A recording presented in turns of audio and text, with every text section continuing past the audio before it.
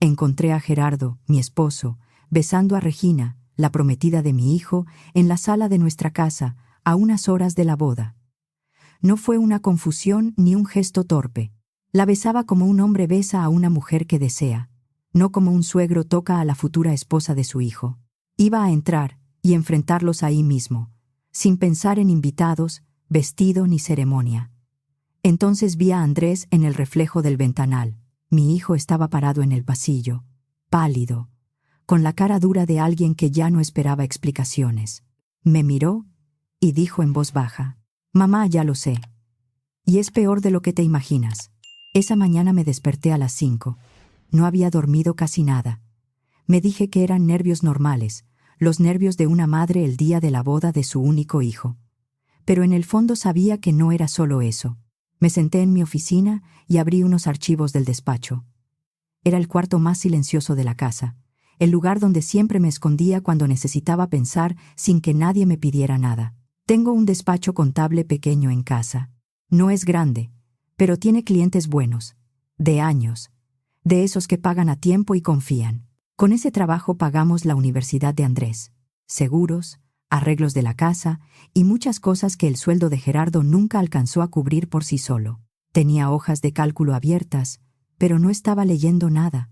Afuera Zapopan todavía estaba oscuro, y yo ya imaginaba el jardín listo para la ceremonia, las sillas blancas, la carpa, los arreglos, el arco de madera cubierto con bugambilias y rosas. Había revisado las luces la noche anterior porque no quería que fallara nada. Andrés merecía casarse sin cargar con la vergüenza de otros. Llevaba 25 años casada con Gerardo y 24 criando a Andrés. Yo me ocupaba de lo que sostenía la casa. Gerardo era el que todos aplaudían. Trabajaba vendiendo proyectos para una empresa de desarrollo inmobiliario y entraba a cualquier reunión como si el lugar fuera suyo. A los 5 minutos, la gente ya lo escuchaba como si lo conociera de años. Yo recordaba pagos, citas, recibos, impuestos. Él daba discursos y sonreía para las fotos. Durante años pensé que así funcionábamos. Cuando alguien en la familia necesitaba ayuda, me llamaban a mí. Cuando había que quedar bien con alguien, llamaban a Gerardo. Él sabía hablar bonito. Yo sabía resolver. No me quejaba. Había amor. O eso creía. También había costumbre. Y a veces una confunde una cosa con la otra porque la casa sigue de pie.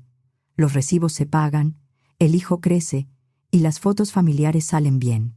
Pero en los últimos meses algo cambió. Gerardo callaba cuando yo entraba a la sala. Ponía el celular boca abajo.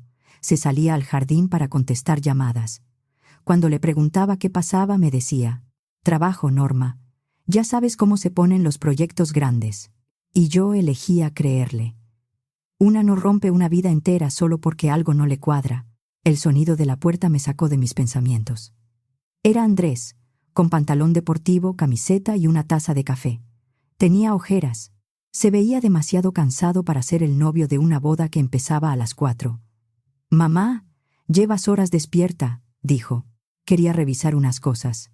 «No tienes que hacerlo todo. Solo quiero que salga bien para ti». Andrés no sonrió. Entró y se sentó en la orilla del escritorio. Fui a buscar a mi papá y ya no estaba. Dijo que tenía que recoger algo para los Linares. Fruncí el ceño. Yo no sabía nada de eso. Regina Linares era su prometida. Habían estado juntos casi 2 años. Andrés la conoció en una exposición de proyectos urbanos, cuando todavía trabajaba en una constructora y hablaba de plazas, parques y banquetas, como si de verdad creyera que una ciudad podía ser más amable. Al principio me gustó que Regina tuviera carácter, que hablara con seguridad, que pareciera saber lo que quería. Era arquitecta, joven, hermosa, ambiciosa. Trabajaba en una firma de diseño y desarrollo inmobiliario en Guadalajara. Su padre, Humberto Linares, era magistrado retirado. Era de esos hombres acostumbrados a que todos bajaran la voz cuando él hablaba. Su madre vivía metida en patronatos y eventos sociales. Para cualquiera, Regina era una nuera perfecta. Para mí también lo fue al principio. Después empecé a notar cosas. Regina miraba el celular cuando Andrés hablaba de sus planes. Se reía más con Gerardo que con él. Preguntaba por mi esposo apenas cruzaba la puerta. y Gerardo encontraba siempre una excusa para servirle vino, acercarle una silla o tocarle la espalda al pasar. Andrés bajó la mirada hacia su taza. «Mamá, necesito preguntarte algo. Dime», respiró hondo. «¿Tú también has notado algo raro entre Regina y mi papá?» No contesté de inmediato. Esa pausa fue suficiente. Él apretó los labios. Lo sabía. «Andrés, ¿qué viste?» «Más de lo que quisiera». Se frotó la cara. «Ayer los vi en el jardín. Solo hablaban, pero mi papá la miraba de una forma que no se le mira a la prometida de un hijo». Me ardió la nuca. «Eso es muy serio, ya lo sé. Y por eso te lo pregunto a ti. Porque si me dices que estoy exagerando, tal vez todavía puedo fingir que no pasa nada». No pude mentirle. Antes de responder, la puerta se abrió. Gerardo entró vestido con camisa impecable y pantalón de vestir. Se veía tranquilo, bien peinado, perfecto, siempre perfecto. «Pero mira nada más», dijo. «Mis dos personas favoritas». Sonrió, pero sus ojos se movieron rápido de Andrés a mí, midiendo la escena. «Gran día, hijo. Deberías estar arreglándote». Luego me miró. «Y tú, Norma, vas a llegar agotada a la ceremonia. Regina viene a las 10 para revisar unos cambios de último minuto en las mesas». Andrés se quedó inmóvil. «¿Qué cambios?» «Nada grave. Que sus papás no queden cerca de tu tío Ernesto por lo de la discusión de Navidad. Ya sabes cómo se ponen esas cosas». «Claro», dijo Andrés, con una calma que me dolió. «No vaya a ser que se sienten las personas equivocadas juntas». Gerardo fingió no escuchar el filo de la frase. Cuando salieron, me quedé quieta. Tenía llamada con el servicio de banquete a las 10:30, pero la cancelé. Dije que había un asunto familiar. Era cierto, aunque nadie podía imaginar de qué tamaño. Pasé las siguientes 2 horas fingiendo que hacía algo útil. Acomodé una cocina que ya estaba limpia. Revisé copas, servilletas, flores. Cada coche que pasaba por la calle me tensaba el cuerpo. A las 10 en punto entró una camioneta blanca. Regina bajó con pantalón de mezclilla claro, blusa de seda y lentes oscuros. Caminó hacia la puerta con esa seguridad de quien siempre ha sentido que todos los espacios le pertenecen. No sé por qué salí por la puerta de atrás. Tal vez porque ya no quería sospechar. Quería ver. Rodeé la casa y me agaché detrás de las bugambilias que daban a los ventanales de la sala. Me sentí ridícula. Una mujer adulta escondida en su propio jardín. Pero más ridículo era seguir fingiendo que no veía nada. Me quedé. Gerardo abrió. La dejó pasar. Estaban junto a la chimenea decorativa donde cada Navidad nos tomábamos la foto familiar. Él le sirvió algo. No escuchaba las palabras, pero sus cuerpos decían suficiente. Estaban demasiado cerca. La mano de Gerardo se quedó en la parte baja de la espalda de Regina. Un segundo, luego otro. Regina sonrió y puso la mano sobre su pecho. Él se inclinó hacia ella. Yo no respiraba. Luego la besó. No fue un accidente. No fue un beso de consuelo. Fue largo, íntimo, seguro, en nuestra sala. En el sillón donde Andrés se dormía de niño mientras yo le leía. Di un paso hacia la puerta. Iba a entrar y romperlo todo. Entonces vi a Andrés reflejado en el vidrio.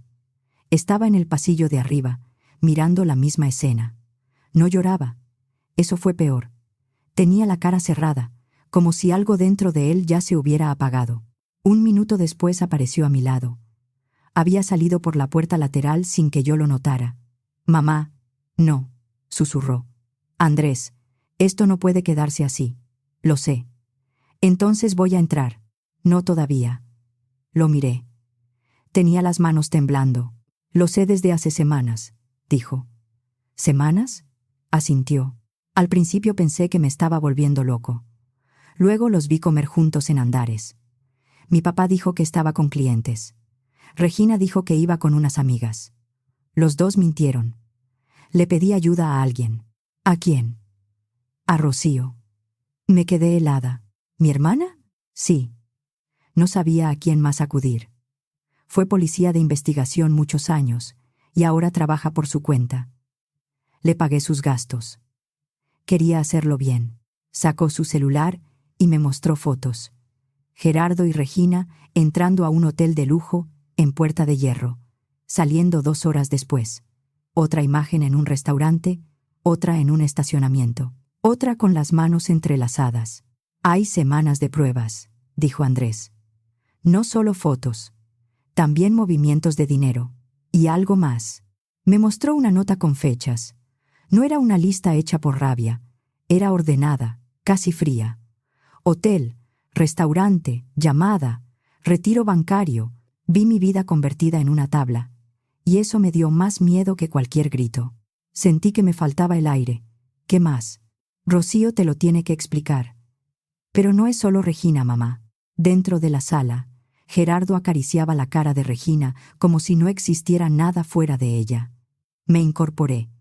Voy a detener esto. Andrés me agarró el brazo. Si lo hacemos en privado, nos van a voltear la historia. Mi papá va a decir que estás alterada. Regina va a llorar. Van a negar todo hasta que terminemos pareciendo nosotros los crueles. Lo conocía. Gerardo podía romper un plato y hacerte sentir culpable por haber escuchado el ruido. Entonces, ¿qué quieres hacer? Andrés tragó saliva. Que la verdad salga donde no puedan esconderla. Por un momento pensé en los invitados, en mis hermanos, en los papás de Regina, en el escándalo. Pensé en la vergüenza, luego miré a mi hijo, parado detrás de unas flores, viendo a su prometida besar a su padre. Él ya había pagado esa vergüenza solo. Dime qué tienen, dije. Nos reunimos en mi oficina poco después, mientras Gerardo y Regina seguían actuando como si nada. Cerré la puerta con llave. Andrés llamó a Rocío. Llegó en menos de media hora después. Supe que ya estaba cerca, esperando la llamada de Andrés. Venía vestida de forma sencilla, con una carpeta y una expresión que no intentó suavizar nada. «Norma», dijo al entrar. «Lo siento». Eso bastó para que yo entendiera que venía con algo peor. Rocío me explicó todo con calma. No habló como hermana al principio. Habló como alguien que sabía que, si se quebraba conmigo, yo también iba a caerme. Andrés la había buscado casi un mes antes. Ella siguió a Gerardo y Regina, documentó hoteles, comidas y regalos. Pero no hizo milagros ni consiguió bancos por debajo de la mesa. Parte de los papeles estaban en mis propios archivos, mezclados con documentos de la casa. Gerardo los había dejado ahí, confiado en que yo ya no revisaba nada que llevara su nombre. Gerardo lleva años retirando efectivo, dijo, poniendo estados de cuenta sobre mi escritorio.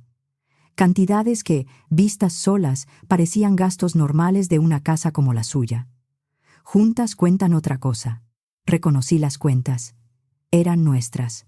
Me decía que era para comprar monedas antiguas, dije. Rocío no cambió la cara.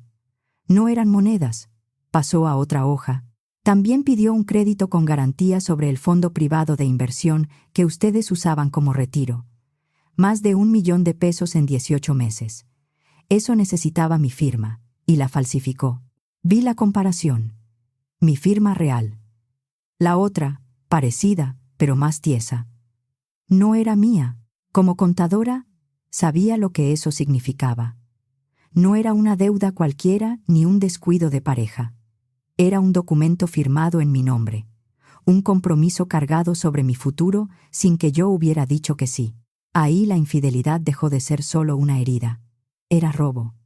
Gerardo había tomado el futuro que yo ayudé a construir y lo usó para pagar hoteles, regalos y mentiras. Rocío abrió otra carpeta. Antes de hablar, me miró como si necesitara asegurarse de que yo podía escuchar otro golpe. Y Regina no es una víctima. Su firma ya la estaba investigando. Hay facturas infladas, proveedores falsos y pagos a consultores que no existen. La denuncia ya fue presentada ante la fiscalía. Hablé con uno de los socios, porque Andrés me autorizó a explicar lo que estaba pasando. En el último año aparecen operaciones ligadas a casi 3,5 millones de pesos. ¿Ella sola? Ella firmó suficiente para hundirse. Parte de ese dinero terminó en regalos para Gerardo, y hay algo todavía más torcido. Regina convenció a Gerardo de meter dinero en una supuesta inversión inmobiliaria. La inversión no existía. El dinero cayó en una cuenta ligada a ella. Solté una risa seca. Gerardo, tan convencido de ser el más listo de cualquier cuarto, también estaba siendo usado. Falta lo más delicado, dijo Rocío. Sacó un sobre más pequeño. Encontré pagos mensuales a una mujer llamada Mireya Ríos. Empezaron hace 15 años. Vive en Tlaquepaque. Tiene una hija de 15 años. No dije nada. No pude. Rocío continuó. La niña se llama Abril. En el acta no aparece el padre. Mireya aceptó una prueba privada cuando entendió que Gerardo también les había mentido a ustedes. No tiene valor judicial definitivo, pero la compatibilidad es muy clara. Gerardo es su padre. Me quedé mirando el papel.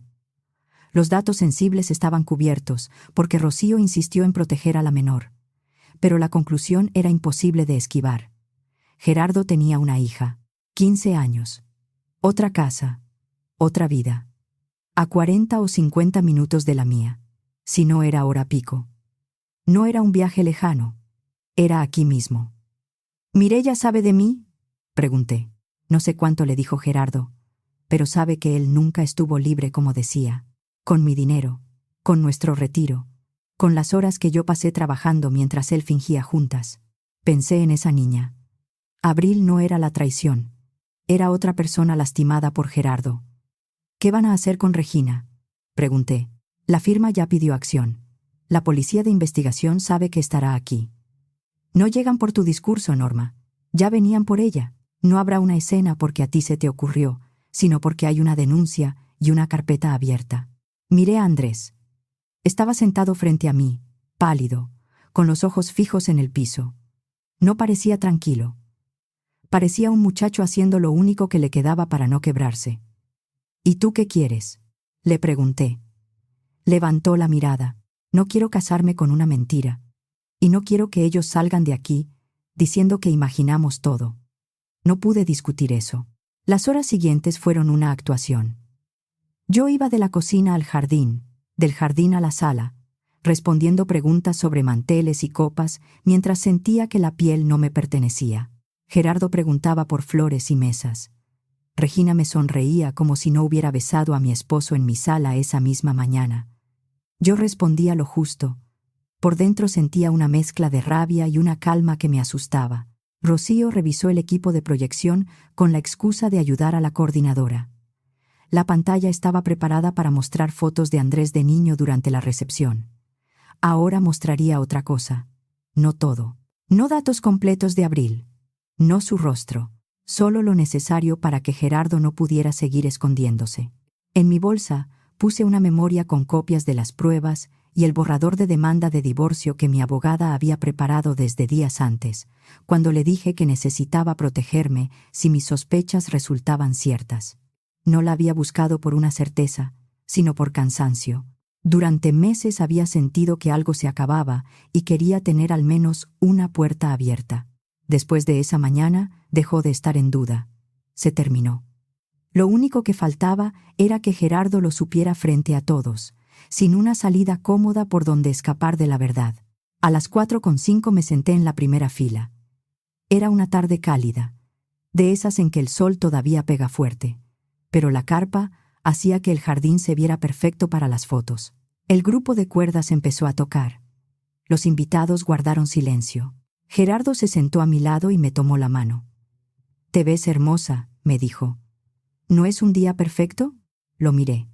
No sentí amor ni nostalgia, solo cansancio. «Perfecto», respondí. Regina apareció al fondo del pasillo vestida de blanco. Hubo suspiros entre los invitados. Alguien dijo que se veía preciosa. Y sí, se veía preciosa, hermosa, serena, falsa. Sonrió a los invitados y luego buscó a Gerardo con los ojos. La mirada duró menos de un segundo, pero la vi. Complicidad, descaro, triunfo. Andrés estaba al frente, junto al oficial del registro civil. Cuando Regina llegó a su lado, él le tomó la mano sin temblar. Luego me miró y bajó apenas la cabeza. Era la señal. El oficial habló de respeto, voluntad y compromiso. Cada palabra me raspaba por dentro. Cuando estaba por pedirles que confirmaran si aceptaban contraer matrimonio, me puse de pie. El murmullo corrió entre las sillas. Gerardo me apretó el brazo. «Norma, ¿qué haces?». «Siéntate». Me solté. «Perdón por interrumpir», dije. y mi voz salió más firme de lo que esperaba. Pero este matrimonio no puede celebrarse. Humberto Linares, el padre de Regina, se levantó. No gritó. Eso lo hizo peor. Solo se puso de pie, como si todavía estuviera en una sala donde todos debían pedirle permiso para hablar. Señora Norma, ¿qué significa esto? Significa que su hija no puede casarse con mi hijo. No mientras mantiene una relación con mi esposo, y no mientras todos ustedes están aquí aplaudiendo una mentira. Gerardo se puso rojo. Norma, perdiste la cabeza. Estás humillando a Andrés. Lo miré de frente. No, Gerardo. Tú humillaste a tu hijo. Tú y tu amante. Presioné el control. La pantalla se encendió. La primera imagen fue Gerardo besando a Regina en nuestra sala esa mañana. El jardín se rompió en gritos, murmullos, sillas moviéndose. Algunos se taparon la boca. Otros levantaron el celular antes de entender siquiera qué estaban grabando. La madre de Regina se llevó una mano al pecho. Humberto Linares se quedó inmóvil. Regina retrocedió. No, dijo. Eso no es lo que parece. Andrés habló sin levantar la voz. Sí es lo que parece. La pantalla cambió. Fotos del hotel en Puerta de Hierro. Restaurantes. Estacionamientos. Fechas. Horas. Manos tomadas. Cuerpos demasiado cerca. Esto no fue un error, dije. Llevaban semanas engañándonos. Gerardo gritó que eran montajes, que yo estaba alterada, que alguien quería destruirlo. Rocío pasó a la siguiente carpeta. Estados de cuenta. Retiros. El crédito contra el fondo privado de retiro. Mi firma falsificada ampliada junto a una firma real. El ruido bajó. Durante años, Gerardo sacó dinero de nuestras cuentas. En los últimos 18 meses, tomó más de 1 millón de pesos de un fondo que yo ayudé a construir. Falsificó mi firma, usó dinero familiar para pagar hoteles, regalos y una doble vida. Regina lloraba, pero ya nadie sabía si consolarla. Y Regina tampoco llegó limpia a esta familia. Aparecieron facturas falsas, transferencias y documentos entregados por su propia firma. Regina Linares aparece firmando operaciones ligadas al desvío de casi 3,5 millones de pesos de la empresa donde trabajaba. Parte de ese dinero terminó en regalos para Gerardo. Otra parte pasó por una inversión falsa con la que también lo engañó a él. Uno de los socios de la firma se levantó de golpe. Su cara era pura furia. Regina negó con la cabeza. No, eso no es cierto. Pero su voz ya no tenía dónde sostenerse. Respiré hondo. Y la mentira de Gerardo no empezó con Regina. La pantalla mostró un informe preliminar con datos personales cubiertos. Solo se veía la conclusión de compatibilidad paterna prácticamente concluyente y la edad de la menor 15 años. Gerardo tiene una hija, dije. Esta vez la voz me tembló. Una hija de 15 años que nos escondió a Andrés y a mí durante toda su vida. El silencio fue peor que los gritos. No dije su nombre completo. No mostré su cara. No iba a convertir a una niña en espectáculo por culpa de Gerardo. Pero bastó esa línea para que todos entendieran el tamaño de la mentira. Nadie sabía a dónde mirar. Gerardo estaba blanco. Andrés no apartó los ojos de él. Regina soltó un sollozo y cayó de rodillas sobre el pasto. Su vestido blanco se arrugó bajo ella. Su madre corrió a sostenerla. Humberto Linares parecía haber envejecido 10 años en 1 minuto. Gerardo intentó irse por un costado. Caminó rápido, empujando una silla. Rocío se cruzó en su camino. No compliques más esto, Gerardo. Quítate. No. La abogada de Norma tiene copia de todo. Si mueves dinero o desapareces documentos, también va a quedar registrado. Él apretó los dientes, pero no pasó. Entonces, 2 agentes de la policía de investigación entraron por el lateral del jardín. No venían corriendo, no hicieron teatro. La gente se abrió al verlos. Regina Linares, dijo uno. Ella levantó la cara, desencajada. Venimos de la fiscalía. Hay una orden de aprehensión en su contra por fraude y administración fraudulenta. Necesitamos que nos acompañe. No, murmuró. Le colocaron las esposas con cuidado. El clic fue pequeño, pero todos lo escuchamos. Ahí entendió que no era solo una boda cancelada. No era solo vergüenza frente a invitados. Había consecuencias reales. Los fotógrafos, contratados para guardar un cuento de amor, terminaron registrando otra cosa. Regina salió entre agentes. No gritó más. Caminó como si cada paso pesara más que el vestido. Su madre lloraba. Su padre no se movía. Gerardo se quedó sin palabras, y eso, en él, fue casi una confesión. Poco a poco, los invitados empezaron a irse. Algunos evitaban mirarme, otros me abrazaban sin saber qué decir. La coordinadora caminaba de un lado a otro sin saber a quién obedecer. El pastel seguía intacto en una mesa, ridículo y triste. Cuando el jardín quedó medio vacío, las piernas me fallaron. Andrés me sostuvo. Ya pasó, mamá. Miré las sillas, las flores, el arco. Todo seguía ahí. Lo que se había caído era la mentira. Me duele todo, dije. Pero ya no tengo que fingir. Las horas siguientes fueron declaraciones, llamadas de abogados y familiares hablando en voz baja. Mi hermano quiso llevarme a su casa. Una prima empezó a recoger centros de mesa como si ordenar flores pudiera ordenar lo que acababa de pasar. Yo solo buscaba a Andrés con la mirada.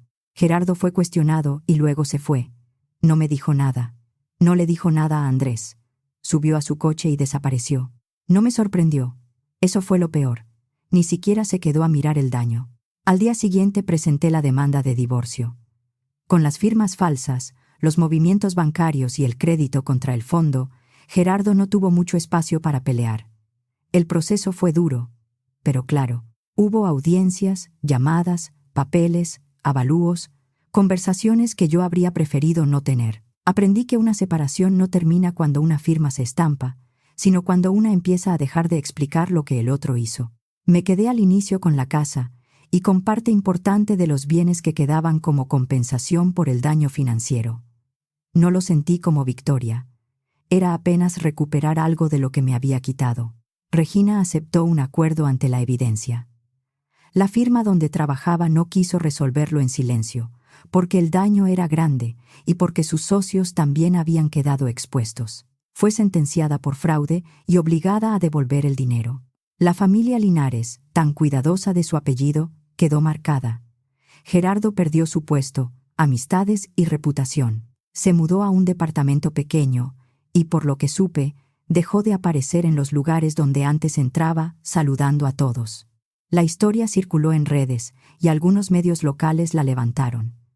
Durante días vi mi vida resumida en titulares que no podían contener ni la mitad de lo ocurrido. Hubo gente que me defendió y gente que me llamó cruel. Dejé de contestar llamadas. Mi despacho perdió clientes, pero no todos. Una clienta de años me dijo por teléfono: «Yo no vine por tu matrimonio, Norma. Vine porque haces bien tu trabajo». Esa frase me sostuvo más de lo que ella imaginó. Algunos se quedaron, otros llegaron después. Trabajar me ayudó a no quedarme parada en el mismo día. Lo más difícil fue abril. 2 semanas después, recibí una carta de Mireya Ríos. Decía que lamentaba el daño, que Abril se había enterado por las noticias y que quería conocer a Andrés. También a mí, si yo aceptaba. Dejé la carta 3 días sobre la mesa. Abril era la prueba viva de la mentira más larga de Gerardo, pero no era culpable de nada. Era una niña. Mi hijo tenía una hermana. Le mostré la carta a Andrés. La leyó en silencio. «Quiero conocerla», dijo. «¿Estás seguro?» «Sí. Ella no tiene la culpa». Nos vimos en una cafetería tranquila, en un punto intermedio entre Zapopan y Tlaquepaque. Elegimos un lugar sin música fuerte y con mesas separadas, porque ninguno de nosotros quería sentirse observado. Mireya llegó primero. Se veía cansada, como alguien que llevaba años viviendo con una verdad mal acomodada. Detrás venía Abril, con un libro pegado al pecho. Cuando la vi, entendí por qué Gerardo la había escondido y por qué eso era todavía más cruel. Tenía sus ojos, la misma mirada oscura que a mí me había enamorado cuando era joven. Abril estaba asustada. Yo también. Andrés fue quien rompió el hielo. Se le notaba nervioso, pero no la trató con lástima. Le preguntó por la escuela, por el libro, por las películas que le gustaban. No le preguntó por Gerardo, no le pidió explicaciones. La trató como una persona, no como una prueba. Yo hablé poco. Me limité a mirarla y a repetirme que mi rabia no era contra ella. Con el tiempo volvimos a vernos. Primero café, luego comida, después una tarde en mi casa. Andrés y Abril empezaron a escribirse. Descubrieron gustos parecidos y una forma tranquila de acompañarse. No fue una familia perfecta. Fue algo más lento, más raro y más honesto. Con los meses, los días dejaron de girar alrededor del escándalo. Vendí la casa grande porque cada rincón me devolvía una escena que no quería seguir mirando. Compré una casa más pequeña en Zapopan. No tenía gran jardín, ni sala para recibir a 50 personas, ni rincones pensados para presumir una familia perfecta. Pero era mía. Solo mía. Andrés fue a terapia. Al principio decía que iba por mí, para que yo no me preocupara. Después entendió que también iba por él. Le costó aceptar que la mujer que amó no existía como él la imaginó, y que su padre tampoco. Más adelante dejó su trabajo corporativo en la constructora y empezó una especialidad en arquitectura de paisaje. Decía que quería diseñar lugares donde la gente pudiera respirar. Yo no le dije que entendía demasiado bien esa necesidad. Abril empezó a venir a cenar algunos domingos. Al principio se sentaba derecha, como visita. Después se quitaba los zapatos, discutía películas con Andrés y me ayudaba a levantar platos sin que se lo pidiera. Un día me di cuenta de que ya no la pensaba como el secreto de Gerardo. Fue una noche común ella, y Andrés discutían si una película vieja era buena o solo famosa, y yo estaba lavando platos. Los escuché reírse, y entendí que la vida no me había devuelto lo mismo, pero me había dejado una posibilidad. Era Abril, la hermana de mi hijo, una niña que también había sobrevivido a lo que él hizo. Casi un año después, Gerardo tocó el timbre de mi nueva casa. Se veía más viejo, más delgado. Ya no traía esa seguridad con la que antes llenaba cualquier cuarto. «Hola, Norma», dijo. «¿Puedo pasar?» Dudé, pero lo dejé entrar. Se sentó en la orilla del sillón. Dijo que estaba en terapia, que ya no sabía ni por dónde empezar, que había mentido tanto que ni él mismo sabía qué parte de su vida había sido cierta. Dijo que no esperaba justificar nada, que había destruido más de lo que entendía. Se disculpó por el dinero, por Andrés, por Abril, por haberme dejado vivir tantos años dentro de una historia falsa. Lo escuché. Parecía sincero. Pero la sinceridad tarde no devuelve una vida. No sé si perdón sea la palabra, le dije. Lo que sé es que ya no quiero vivir pendiente de odiarte. Se le llenaron los ojos de lágrimas. Gracias. Pero no te confundas. No hay regreso. No voy a volver a confiar en ti. Asintió. Lo sé. Se fue unos minutos después. Lo vi cruzar la puerta y no sentí ganas de detenerlo, ni de gritarle, ni de pedirle otra explicación. Esa fue la señal más clara de que algo en mí había sanado, aunque fuera a golpes. Esta vez no sentí que se llevara nada mío. Esa noche, pensé en la mujer que se escondió detrás de las bugambilias, con tierra en las rodillas y el corazón roto. Quise decirle que no iba a salir intacta. Nadie sale intacto de una traición así. Pero también quise decirle que un día iba a despertar en una casa más pequeña, con menos certezas y aún así en paz. No recuperamos la familia que creíamos tener, pero dejamos de defenderla como si todavía existiera. Esa noche, en mi casa pequeña, dormí sin esperar otro golpe.